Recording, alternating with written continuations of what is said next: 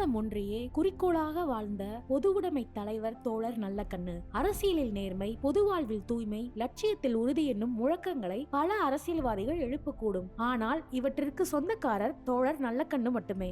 1925 December 26ஆம் தேதி அன்றைய நெல்லை இன்றைய தூத்துக்குடி மாவட்டத்தின் ஸ்ரீவைகுண்டத்தில் 10 பேரை கொண்ட விவசாய குடும்பத்தில் ராமசாமி கருப்பாய் தம்பதிக்கு மூன்றாவதாக பிறந்தவர் நல்லக்கண்ணு. இவரது அப்பா தீவிரமான ராமபக்தர். தனது மகன் படிப்பில் கவனம் செலுத்தாமல் கம்யூனிஸ்ட் கட்சியுடன் சேர்ந்து கொண்டு திரிந்தது அவருக்கு பிடிக்கவில்லை. ஆனாலும் கட்சி மீதான ஆர்வம் மற்றும் அதன் செயல்பாடுகளின் தீவிரமாக இயங்க தொடங்கிய நல்லக்கண்ணு படிப்பை பாதியிலேயே விட்டுவிட்டார். இளம் வயதிலேயே சுதந்திர போராட்டத்தில் பங்கேற்றவர். வெள்ளையனே வெளியேறு இயக்கத்தின் மாணவர்களை திரட்டி போராட்டம் நடத்தினார். தனது 18 வயதில் 1943ஆம் ஆண்டு இந்திய கம்யூனிஸ்ட் கட்சியின் இணைந்தார் நல்லக்கண்ணு. இந்தியாவின் ஆட்சியை கவிழ்த்து கம்யூனிஸ்ட் அரசாங்கத்தை நிறுவ முயற்சிப்பதாக 1948 காலகட்டத்தில் பல்வேறு ஊர்களில் கம்யூனிஸ்ட் தோழர்கள் கைது செய்யப்பட்டனர். பலர் தலைமறைவு ஆனார்கள்.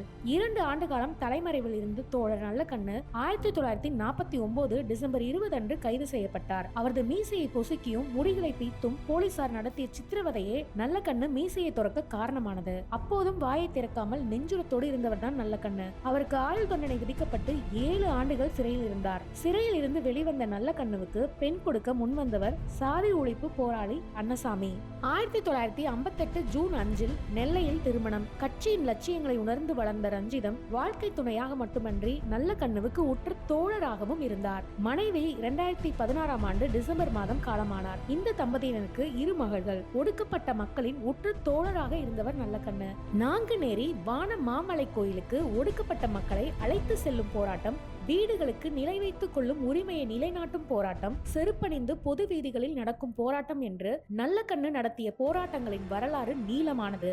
1996 காலகட்டத்தில் சாதி கலவரம் தென் மாவட்டத்தில் தலை விரித்து ஆடியது. நல்லக்கண்ணுவின் மாமனாரும் சாதி ஒழிப்பு போராளியுமான அன்னசாமி அப்போது வெட்டி கொல்லப்பட்டார். நல்லக்கண்ணு உணர்ச்சி வசப்படாமல் அமைதியை ஏற்படுத்தும் பணியில் ஈடுபட்டார். மாமனார் மரணத்துக்கு அரசு கொடுத்த இழப்பீட்டையும் கலவரத்தால் பாதிக்கப்பட்ட 2 சமூக குழந்தைகளின் கல்வி உதவிக்கு கொடுத்துவிட்டார். சுற்றுச்சூழலில் மிகுந்த அக்கறை கொண்ட இவர் குற்றாலம் அருவிக்கு அருகில் ரேஸ் கோர்ஸ் அமைக்கும் முயற்சி நடந்ததை 1985 தாமரையில் கட்டுரை எழுதியே தடுத்து நிறுத்தினார். 2010 தாமிரபரணி ஆற்றில் மணல் கொள்ளையை தடுக்க அவரே உயர்நீதிமன்ற மதுரை கிளையில் ஆஜராக்கி வாதாடி தடை வாங்கினார். கட்சி ஒருமுறை இவரது பிறந்த நாளை முன்னிட்டு 1 கோடி ரூபாயை இவருக்கு பரிசாக அறிவித்தது. அதை கட்சிக்கே திருப்பி கொடுத்து விட்டார். 2007ஆம் ஆண்டு கலைஞர் கருணாநிதி தலைமையிலான தமிழக அரசு அம்பேத்கர் விருது வழங்கி இவரை கௌரவித்தது. அந்த விருதுடன் கொடுத்த 1 லட்சம் ரூபாய் பரிசு தொகையை கட்சிக்கும் விவசாய தொழிலாளர் சங்கத்துக்கும் பிரித்து வழங்கினார். தமிழ்நாட்டுக்கும் தமிழின் வளர்ச்சிக்கும் பாடுபட்டதற்காக 2022ஆம் ஆண்டு தகைசால் தமிழர் விருதை முதலமைச்சர் மு.க. ஸ்டாலின் அவருக்கு வழங்கினார். இதற்காக தனக்கு கொடுக்கப்பட்ட 10 லட்சம் ரூபாய் பரிசு தொகையுடன் தன்னுடைய பணமான 5000 ரூபாயும் சேர்த்து முதலமைச்சரின் நிவாரண நிதிக்கு வழங்கினார் நல்லக்கண்ணு.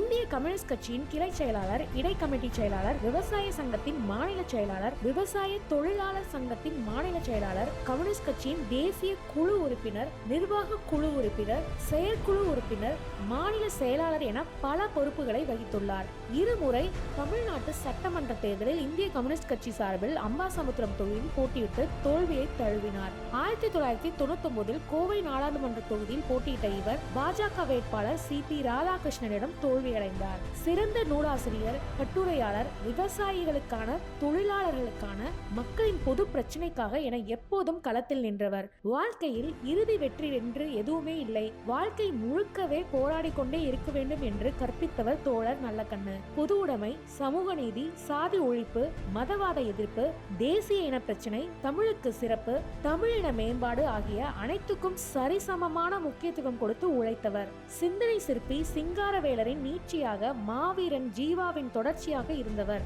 அன்றைய காலனி ஆதிக்க காலம் முதல் இன்றைய மதவாத எதேச்சதிகார காலம் வரை எப்போதும் மிக சரியாக எதிர்கொள்ள வேண்டும் என்பதை கணித்து அதை அப்போதே எதிர்த்து அரசியல் களம் அமைப்பதில் நேரிய சிந்தனை கொண்ட நேர்மையாளராக வலம் வந்தவர். மார்க்ஸ், அம்பேத்கர், பெரியார் ஆகிய மூவரின் கூட்டு தத்துவமாக தமிழ்நாட்டின் பொது உடைமை சிந்தனையை வளர்த்த ஆளுமைகளில் ஒருவர் தோழர் நல்லக்கண்ணு. விவசாய இயக்க பணிகள், கம்யூனிஸ்ட் கட்சி பணிகள், விடுதலை போராட்டம், தீண்டாமை எதிர்ப்பு, கனிம வள கொள்ளைக்கு எதிரான போராட்டம் என 18 வயதில் தொடங்கிய பணிகளை தனது 101 வயதில் நிறுத்தி கொண்டார். குட்டி சிட்டி ஹிஸ்டரியை லைக் பண்ணுங்க, ஷேர் பண்ணுங்க, சப்ஸ்கிரைப் பண்ணுங்க.